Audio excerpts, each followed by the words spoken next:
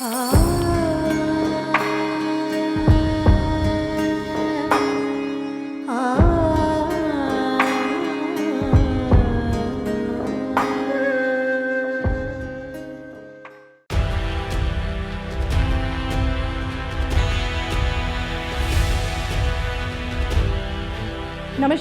धर्म ज्ञान के दर्शकों का स्वागत है। मैं हूं आपके साथ कविता राणा।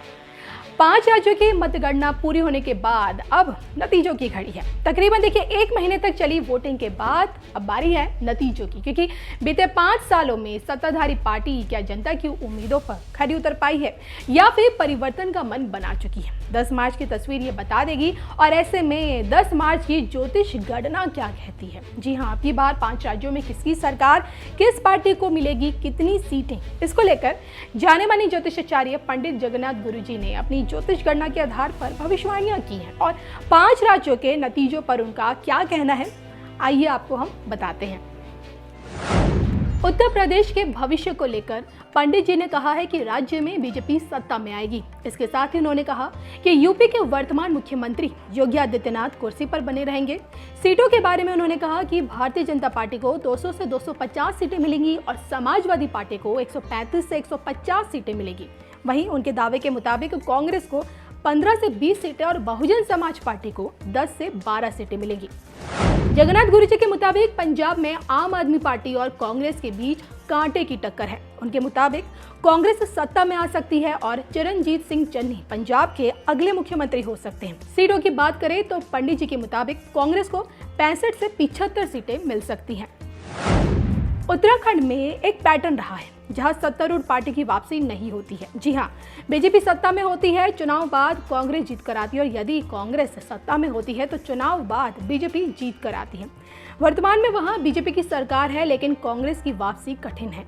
उत्तराखंड में लड़ाई कठिन है, जहां कांग्रेस को लगभग 30 सीटें मिलने का अनुमान है, तो वहीं बीजेपी को 30 से 32 और आपको 5 से 6 सीटें मिल सकती हैं। हालांकि उन्होंने कांग्रेस के सत्ता में आने की संभावना जताई है। भविष्यवाणी के अनुसार उत्तराखंड में आम आदमी पार्टी की एंट्री कांग्रेस को प्रभावित करेगी, लेकिन अंततः जैसे कि पंडित जी का अनुमान है कि सरकार कांग्रेस की ही होगी।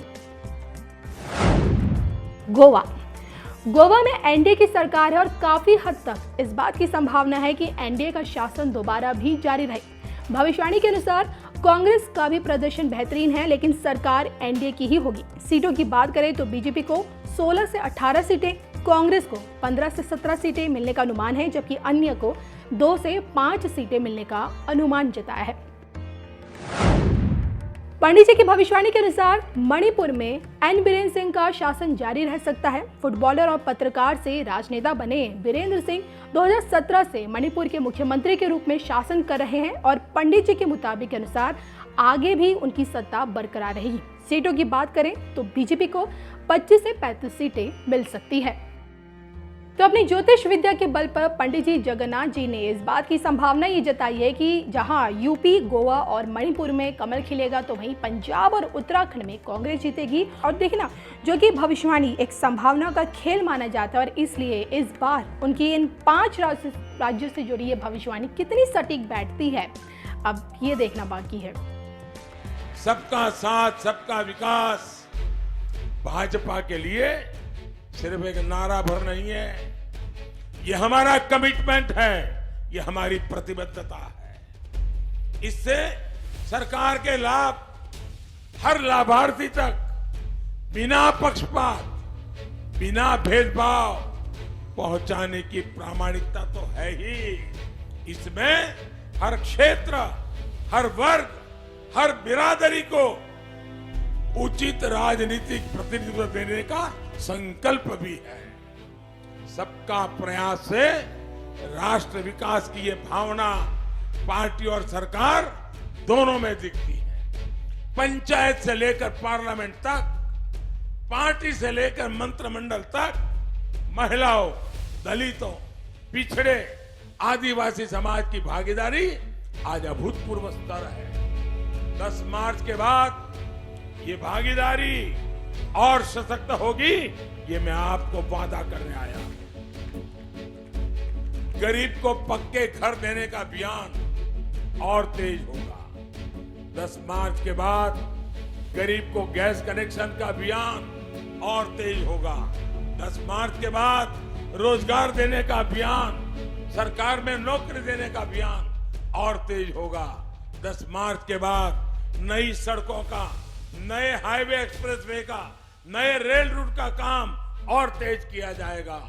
और जो ये मुट्ठी भर अपराधी माफिया फिर बाहर निकलने के लिए सपने देख रहे हैं, मुंडी दिखाना शुरू किया है, कानून उनका हिसाब भी चुकता करे, ये काम भी तेज किया जाएगा भाई।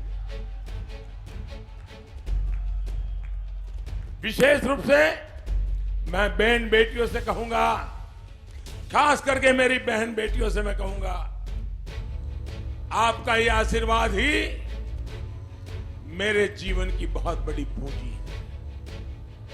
आज हिंदुस्तान के हर कोने में, इस चुनाव में भी मैं जहां जहां गया हूं, माताओं बहनों ने जो मुझे आशीर्वाद दिए, एक प्रकार से माताएं बहनें मेरा रक्षा कवच बनी हुई है। माताएं बहनें आज जिस प्रकार से सारे बंधनों से ऊपर उठ करके देश के लिए, अपनी बेटियों के उज्जवल भविष्य के लिए आज जो मेरा साथ दे रही है ना माताएं बहनें, मैं आपका एडवांस में धन्यवाद करने आया हूं। मैं एडवांस में धन्यवाद करने आया हूं। भाइयों बहनों, हमारी बहन बेटियों की रक्षा सुरक्षा पहले भी डबल इंजन की सरकार की सर्वोच्च प्राथमिकता थी और आगे भी रहेगी। इसलिए मेरी माताओं बहनों को मैं आग्रह करूंगा, निकल पड़िए, अभी 2 दिन आपके पास है, निकल पड़िए मेरी माताएं बहनें, सारा निर्णय आप करवा दीजिए। देखिए मेरी बहन बेटियों की इज्जत, मेरी मां बहनों की इज्जत, मेरी बहन बेटियों की सुरक्षा, इसके लिए हम पूरी जिंदगी खपा देते कि नहीं खपा देते हैं। और इसलिए माताओं बहनों,